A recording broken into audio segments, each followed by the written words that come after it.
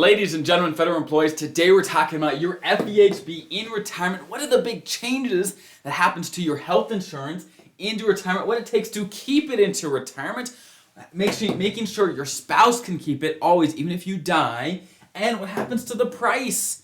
Does the price change? What can you do to get the most out of it? Plus some other bonus things we're going to dive into that you need to know going into retirement as a federal employee. So if you're new here, so good to have you. My name is Dallin Hawes. I'm a financial planner who helps federal employees every single day retire, and I absolutely love it. So let's dive in. Again, when we say FEHB, we're talking about federal employee health benefits, your health insurance as a federal employee. And before we talk about the changes that you experience with FEHB in retirement, we have to know how can you actually keep it in retirement, because not everyone can. You have to be eligible to take it into retirement. So there are two main criteria to take it into retirement. Number one, you have to have an immediate, pardon my handwriting and spelling, okay? You have to have an immediate retirement. So if you are a traditional FERS employee, you have to have one of these types of retirement. Number one, you have to be at your MRA plus 30. Your minimum retirement age, which for most of you is going to be around 57, with 30 years of service. That's number one. Or if you're 60 and have at least 20 years of service, you can also keep it. Or if you are 62 with 5 years of service, you can also keep it. Now, there's one exception. If you have an MRA, if you hit your MRA, your minimum retirement age, and you also have 10 years of service, you can keep your FEHB in retirement. However, this type of retirement has some other issues that come with it. I've got a whole video on MRA plus 10 retirement. If you want to go check that out and learn more, you're welcome to. But long story short, you can keep your health insurance with that type if you want. Okay, so that is it. First, you got to have an immediate retirement. Now, if you're a special provisions employee, right, firefighter, law enforcement, air traffic controller, you know the rules are a little different for you. For you, it is 50 and 20, where if you retire at age 50 with 20 years, boom, you're good to go. Or 25 years at any age, or 25 years at any age, okay? So the criteria for you are different. Again, you know who you are: law enforcement, firefighters, air traffic control, okay?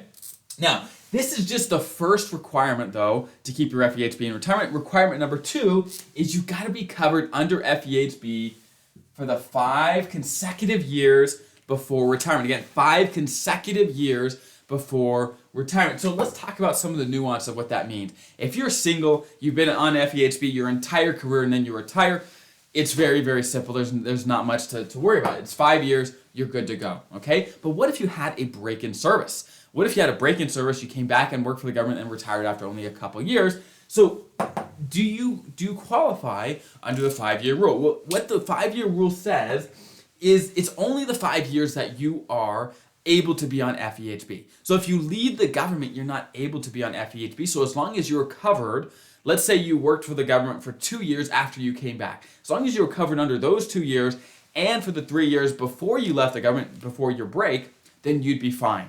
Long story short, as long as you're on FEHB for the 5 consecutive years before retirement, that you could be on FEHB, okay? If you're not working for the government, then you couldn't at that time.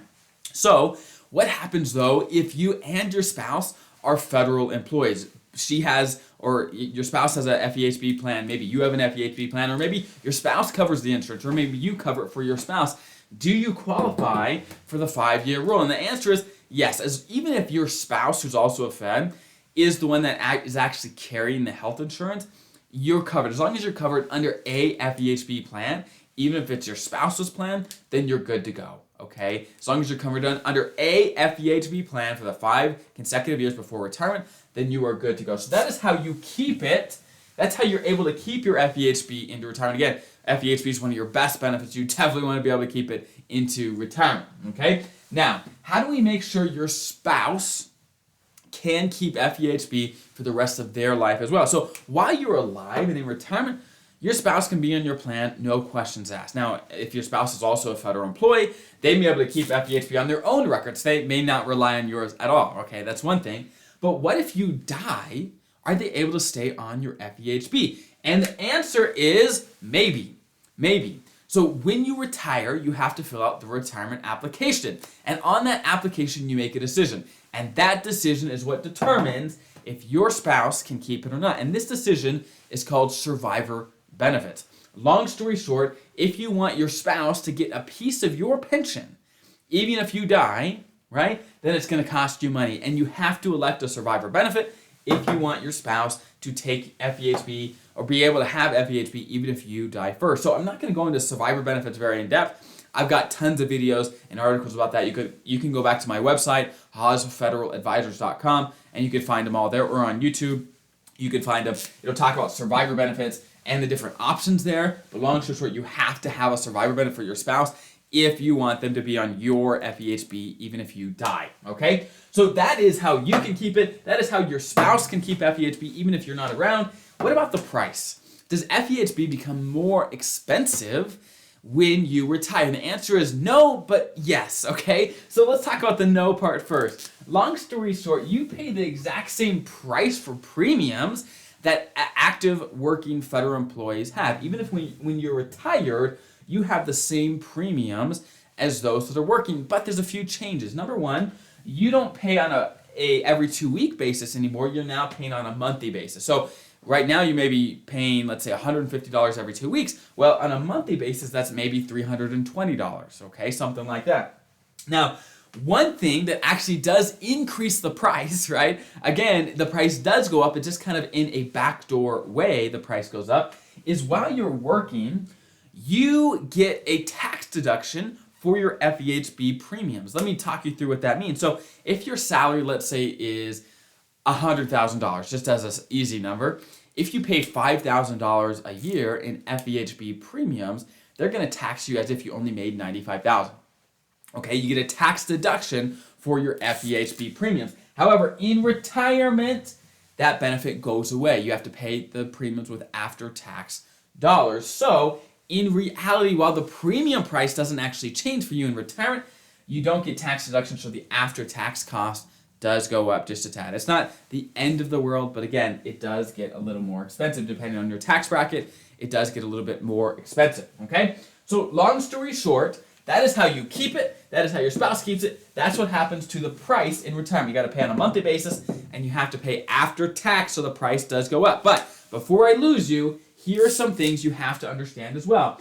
In retirement, before you're 65, let's say you retire in your 50s or whenever you retire, before 65, FEHB stays very much the same. But once you get on Medicare or turn 65, the rules change and the way you want to approach things changes. Now, I've got actually whole videos on do you need Medicare A, B, FEHB, how that all works and what you want to be picking. But long story short, you really want to know what you're doing when it comes to FEHB and Medicare, knowing the ins and outs of what you need to do so you're not throwing a bunch of money at things that you're not actually getting benefit for. I've seen tons of mistakes here when people don't know what they're looking at. Okay, next, here's the good news.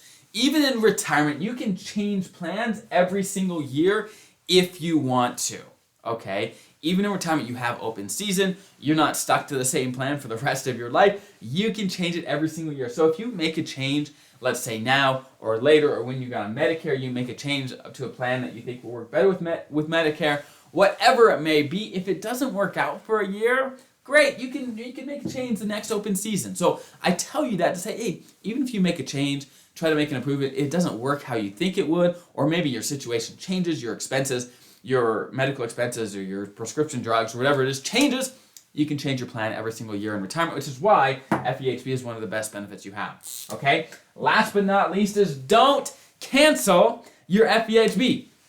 Don't do it.